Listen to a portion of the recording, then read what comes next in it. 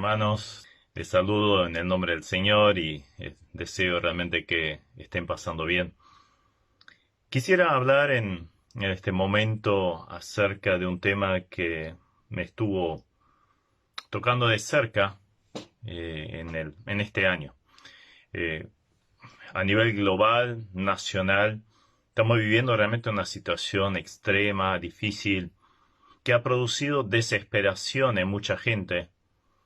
Pero a eso todavía se les pueden sumar circunstancias privadas, personales, familiares, y este fue mi caso en este año. Tuve muchas situaciones bastante complicadas.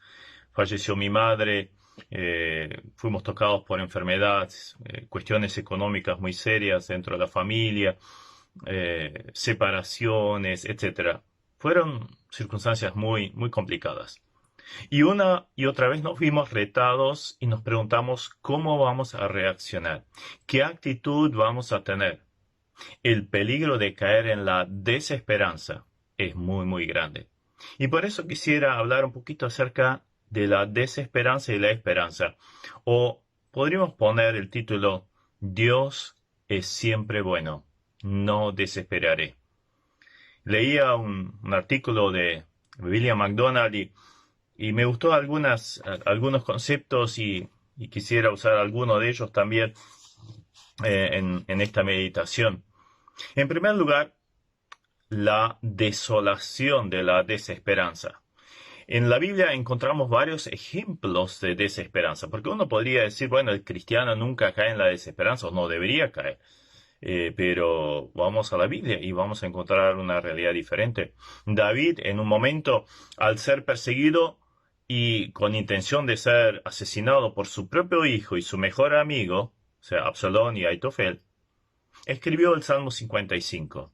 Y allí, entre otras cosas, dice, mi corazón está dolorido dentro de mí y terrores de muerte sobre mí han caído. Temor y temblor vinieron sobre mí y terror me ha cubierto. Y dije, ¿quién me diese alas de paloma y volaría yo y descansaría? Ciertamente huiría lejos, moraría en el desierto.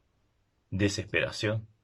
Elías, en su huida de una mujer, se tiró abajo de un arbusto en el desierto queriendo morir. Desesperación. Jeremías, al observar la destrucción que había sobrevenido sobre su pueblo, escribió, mis ojos desfallecieron de lágrimas y se conmovieron mis entrañas. Mi hígado se derramó por tierra. Pablo, sí, hasta el gran apóstol Pablo, después de estar 2 años preso en Cesarea, y luego siguió ese viaje desastroso con naufragio y mordedura de serpiente incluida. Cuando llega cerca de Roma, le salieron al encuentro los hermanos de Roma. Y allí dice en Hechos 28:15 que al verlos Pablo dio gracias a Dios y cobró aliento. Entonces, en otras palabras, ¿cómo estaba el apóstol Pablo? Desalentado. Y podríamos hasta nombrar al Señor Jesucristo. Allí en Getsemaní rogó a sus discípulos, por favor, acompáñenme en oración. Pero como sabemos, le fallaron y quedó solo en su mayor angustia. Y cuando uno lee los evangelios y empieza a sumar los diferentes verbos que utilizan los evangelistas para describir esta situación, realmente vemos una agonía, una angustia, una desesperación tremenda de parte del Señor. Al punto tal que después tuvo que venir un ángel y fortalecer al Señor. Ahora, justamente en relación a lo que le decía respecto a William MacDonald, él escribió acerca de los aceleradores de la desesperanza. Allí nombra 3. Uno puede ser la sorpresa. O sea, de repente surge algo, no lo vi venir, todo iba muy bien y de repente, ¡pum!, noquearon. Un ataque cardíaco, un accidente de auto, una traición, y de repente la vida se pone al revés. No hay tiempo para sujetarse. La sorpresa es un factor que puede llevar rápidamente a la desesperanza. También la gravedad del hecho. Por ejemplo, una multa quizás no nos vaya a desesperar, pero es muy probable que la pérdida de una carrera que uno amaba, por ejemplo, un pianista que por alguna cuestión pierde la agilidad de los dedos, un pintor que pierde la vista, un padre que pierde a su hijo, o sea, una pérdida grave, un atleta que pierde su movilidad. La gravedad del tema puede llevar a la desesperanza. O el convencimiento interior de uno que llega a la conclusión que es irreversible lo que está sucediendo o va a pasar. Ya ha pasado la oportunidad, se ha acabado la relación. Cualquiera de estas tres áreas, decía el autor, son como echarle combustible al fuego de la desesperanza. Obviamente es mejor apartarse de esas llamas y enfocar el problema desde el punto de vista de Dios. Volviendo a David. En el Salmo 27:3, este hombre dice, hubiera yo desmayado si no creyese. O sea, hubiera caído en la desesperanza si no hubiera creído.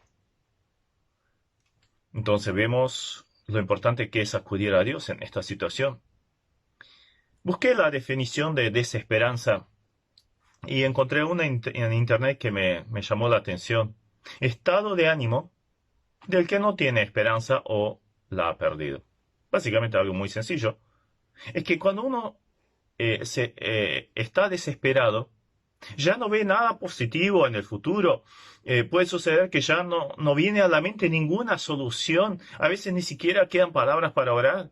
No se puede recordar algún tiempo mejor que haya existido. No se puede eliminar la circunstancia porque la oportunidad se fue. No se puede recuperar un grado de relación porque la persona se ha ido. No se puede arreglar la situación porque el momento pasó. Entonces vemos, en primer lugar, la desolación de la desesperanza. Pero en segundo lugar, la disposición de la esperanza. Otra vez voy a buscar una definición de esperanza. En cuanto a la Real Academia Española, decía, estado de ánimo en el cual se nos presenta como posible lo que deseamos. O sea, posible lo que deseamos. Pero, ¿no se queda muy corto esto? El tristemente célebre filósofo alemán Friedrich Nietzsche llamó a la esperanza el peor de los males porque prolonga los tormentos del hombre. Qué trágico, qué deprimente afirmación. Ahora, qué bendición tiene el creyente, porque tiene esperanza. ¿Y qué tipo de esperanza es? No es, y bueno, espero que surja algo bueno. No. Es una esperanza viva. Nuestra esperanza está enraizada en Dios, en su palabra. En Romanos 5:5 escribe, y la esperanza no avergüenza.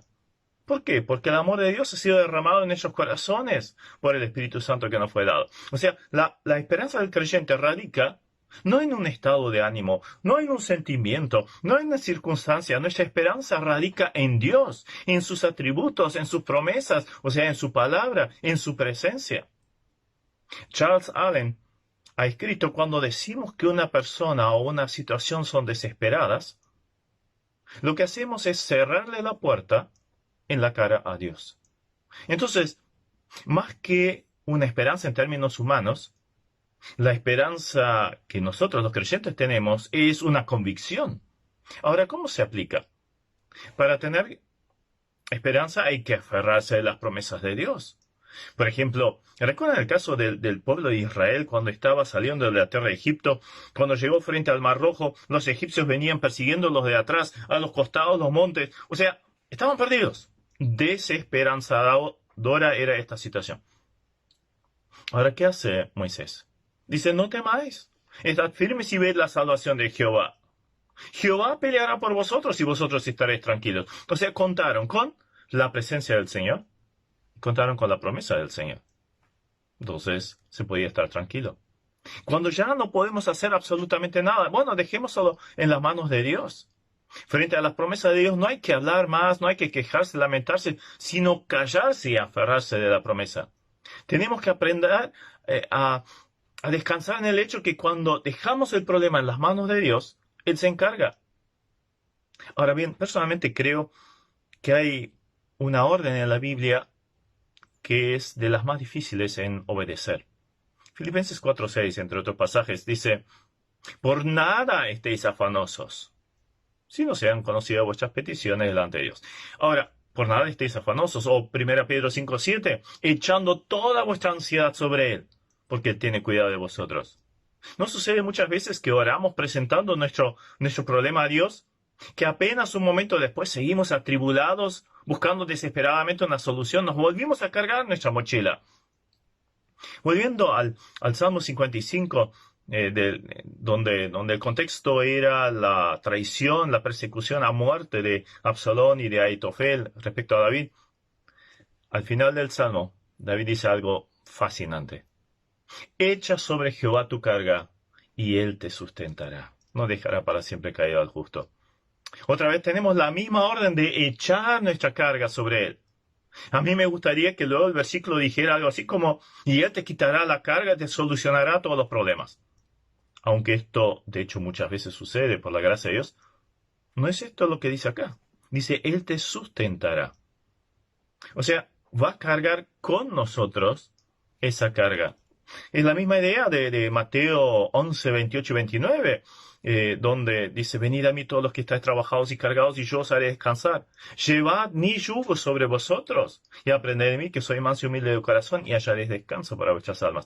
O sea, yugo asociado con descanso, pero esto es contradictorio, aparentemente hablando, ¿no? Humanamente hablando. El yugo era esa madera grande que se ponía sobre el lomo de dos animales de una yunta, de la cual tiraban un arado, un carro, lo que fuera. Ahora, ¿quién es el que está bajo ese yugo? Con nosotros, el Señor. Y llegará el momento que tendremos descanso. La llevamos con el Señor. Él la lleva con nosotros. Entonces, llegamos a una confirmación que, como dice el Salmo 34:8, otra vez David, gustad y ved que es bueno Jehová, dichoso el hombre que confía en él. Aquí David nos está invitando a degustar un exquisito plato con la garantía que será absolutamente bueno. Quizás en un primer momento no lo veamos, no lo sintamos, pero tarde o temprano llegamos a la misma conclusión, que Dios es bueno. Ahora bien, acordémonos que la vida de David, aparte de la historia que ya vimos, no era siempre de color de rosa. No siempre tuvo éxito enseguida. Venció a Goliat. Quizás nos quedamos con esa historia nomás, pero tuvo que padecer desprecio en su familia por sus hermanos, injusticias, enfrentar grandes peligros, traición, rebelión, calumnias, graves problemas familiares, intentos de asesinato, etc. Pero él dice, Dios es bueno. Por ejemplo, en el Salmo 52:9, te alabaré para siempre porque lo has hecho así, esperaré en tu nombre porque es bueno.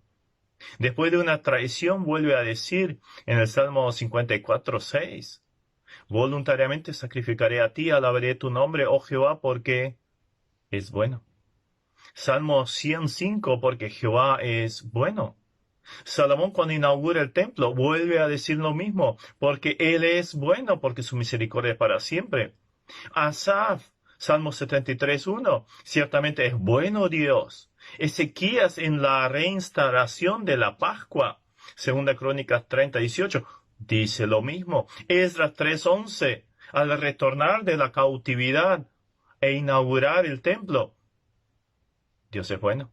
Jeremías, lamentándose de la destrucción de Jerusalén, del templo, del cautiverio de su pueblo, escribe, bueno es Jehová, en Lamentaciones 3:25. O sea, estaba viendo cómo se quemaba la ciudad, cómo estaba destruida, su pueblo llevado cautivo, y él dice, Dios es bueno. Y así hay una infinidad de pasajes que confirman esta verdad. Entonces, acordémonos que la voluntad de Dios, aunque en un primer momento no la entendamos, es buena, agradable y perfecta. En tercer lugar, vemos la demostración de la esperanza. Claro, estamos en una escuela, la escuela de Dios. Todos nosotros, tarde o temprano, tendremos que pasar por exámenes. Pueden ser pérdidas, ataques, dificultades, injusticias, sufrimiento, enfermedades, muerte de un ser querido, etc. Pero serán para nosotros como las pruebas, los exámenes en colegio, la facultad. ¿Para qué sirven? Y por un lado, para afirmar, confirmar lo que uno ha aprendido y demostrar que uno lo sabe. Pero esto a su vez lleva a que avancemos de nivel hasta poder llegar a graduarnos. Bueno, lo mismo pasa a nivel espiritual. Como dice, por ejemplo, Santiago 1:2, tened por sumo gozo cuando os halléis en diversas pruebas. ¿Por qué? Porque la prueba produce paciencia. Y cuando ésta tiene su obra completa, van a ser perfectos y cabales sin que os falte cosa alguna, o sea, madurez espiritual plena. Primera Pedro 1:6, 7, habla acerca de que las pruebas justamente producen algo fenomenal, o sea, es el horno, el crisol donde se derrite el metal, pero luego es oro puro para cuando venga Jesucristo. Entonces, las pruebas en nuestra vida tienen un propósito. Todas las circunstancias que nos toque vivir, por más duras y difíciles que sean, son para nuestro bien. Conocemos el pasaje de Romanos 8:28 de memoria, ¿no? Y sabemos que los que aman a Dios, todas las cosas ayudan a bien. Esto es conforme a los que su propósito son llamados. Estas palabras, obviamente son fáciles de decirlas, dedicárselas a otra persona, pero cuando nos toca a nosotros, qué complicado. Pero veamos la vida y la experiencia del que las escribió, el apóstol Pablo. En Filipenses 1:12 al 14, estando en la prisión de Roma, escribe lo siguiente: quiero que sepáis, hermanos, que las cosas que me han sucedido han redundado más bien para el progreso del Evangelio, de tal manera que mis prisiones se han hecho patentes en Cristo en todo el pretorio y en todos los demás. Y la mayoría de los hermanos, cobrando ánimo en el Señor con mis prisiones, se atreven mucho más a hablar la palabra sin temor. O sea, en lugar de ser contraproducente, produjo lo contrario. Primero, que el Evangelio llegó a lugares donde quizás nunca hubiera entrado o no de la facilidad al estar preso. Y a su vez los otros hermanos fueron animados por esa realidad. Creo que todos los creyentes podemos dar testimonio de momentos complicados que después, mirando para atrás, podemos decir, fue para mi bien, fue una bendición. Entonces, tengamos presente esto. Los planes de Dios son buenos.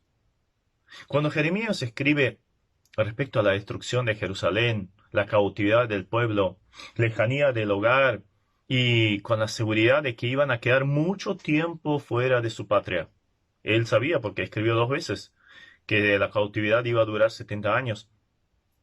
Dios igual promete: yo sé los pensamientos que tengo acerca de vosotros, dice Jehová, pensamientos de paz y no de mal, para daros el fin que esperáis. Jeremías 29:11.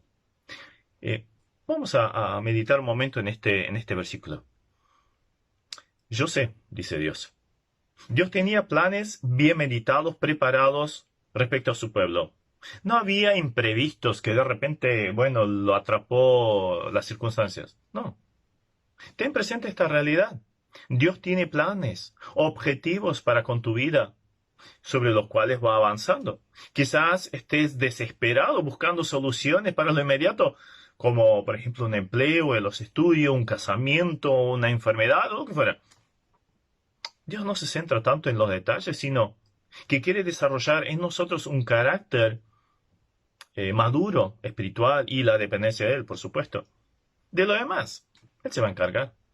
Obviamente a nosotros nos gustaría conocer lo que habría de venir o el sentido, el propósito que tiene todo esto. Y ahí quizás esté la tensión. Él lo sabe, pero nosotros lo queremos saber y no lo sabemos. No te preocupes. A su tiempo Él lo habrá de mostrar. Justo anoche estábamos sentados con mi esposa en el fondo, charlando un poquito de lo que fue este año. Las circunstancias que pasamos y algunas realmente tristes, difíciles, complicadas. Pero empezamos a recordar todo, cómo Dios lo hizo, cómo fue encajando perfectamente lo que aprendimos. Y terminamos dando gracias a Dios. Es que es eso, Dios sabe. Y Romanos 8:28 no empieza exactamente de la misma forma. Y sabemos. Solo que ahora, en lugar que Dios diga, yo sé, son los creyentes que dicen y sabemos. Todas las cosas ayudan para bien. Tarde o temprano llegaremos a esa misma afirmación por haberla vivido, experimentado. Si todavía no la vemos, igual creámosle. Es la palabra de Dios, es la promesa del Señor. Y de mientras consolémonos con lo que sigue en el versículo de Jeremías 29:11. ¿Qué tipo de pensamientos son? Yo sé qué pensamientos tengo respecto a ustedes. Son pensamientos de paz. La palabra shalom en hebreo significa un estado de completo bienestar, plenitud, tranquilidad. Sí, shalom. En medio de la tormenta, sí, se puede tener. Todas las situaciones por las cuales tenemos que pasar obrarán para bien. Los únicos que solemos estropear el plan de Dios somos nosotros con nuestra impaciencia, a veces desobediencia o pecado. Cada vez que nos rebelamos contra la voluntad de Dios, frenamos o hasta hacemos descarrilar el tren de la voluntad de Dios para con nosotros, la meta prevista para con nuestra vida. En cambio, cuando somos sensibles a su hablar y nos aferramos de él, entonces podemos estar seguros que todo obra para nuestro beneficio. Ahora, en Jeremías 29:11 termina diciendo, para daros el fin que esperáis. Me gusta otra versión que lo dice de otra forma, dice, a fin de darles un futuro y una esperanza. Futuro, esperanzador si quieren. Una conocida o célebre, no sé cómo llamarlo, banda de rock, titulaba una de las canciones No Future, o sea, no futuro. Hay una banda en Alemania que tiene más o menos el mismo eslogan, hasta se llama de esa forma. Qué triste es ver a tanta gente por el mundo sin futuro. En cambio, qué diferente es la perspectiva del creyente. Para él siempre existe futuro, y es un futuro esperanzador. Pero no estamos hablando de esa esperanza que tiene el mundo. Bueno, espero, ojalá me salga bien las cosas. No es eso. No es solo un sentimiento esperanzador. No, nuestra esperanza es segura. Es una convicción porque está basada en Dios. Dios sabe lo que hace y por lo tanto es absolutamente digno de nuestra confianza. Llegará el momento en que vamos a orar con David, como decía en el Salmo 41 en adelante, pacientemente esperé a Jehová, y él se inclinó a mí y oyó mi clamor. Me hizo sacar del pozo de la desesperación, del lodo cenagoso. Puso mis pies sobre la peña y enderezó mis pasos. Puso luego en mi boca un nuevo cántico, alabanza a nuestro Dios. Verán esto muchos y temerán y confiarán en Jehová. Bienaventurado el varón, la mujer obviamente también está incluida, que puso en Jehová su confianza. O también en el Salmo 43:5, ¿por qué te abates, oh alma mía? ¿Por qué te turbas dentro de mí? Espera en Dios, porque aún he de alabarle, salvación mía y Dios mío. Quizás sería bueno orar dando gracias a Dios por su palabra, por sus promesas, por su presencia, por sus planes, aunque quizás no los entendamos, pero podemos estar seguros que son buenos. Hay futuro, hay esperanza para nosotros los que le amamos. Por lo tanto, que puedas afirmar, a pesar de las circunstancias, no desesperaré, porque sé que Dios es bueno, y que hará que las cosas contribuyan a mi bienestar, a tu bienestar, y obviamente también a su gloria. Que esta pueda ser una realidad para tu vida, que puedas experimentar esto en las circunstancias que estés pasando. Aférrate del Señor. Echa tu carga sobre el Señor. Confía en las promesas del Señor. Nunca dudes de la presencia del Señor. Y dale la gloria al Señor. Él va a hacer algo bellísimo en y a través de tu vida. Dios te bendiga. Amén.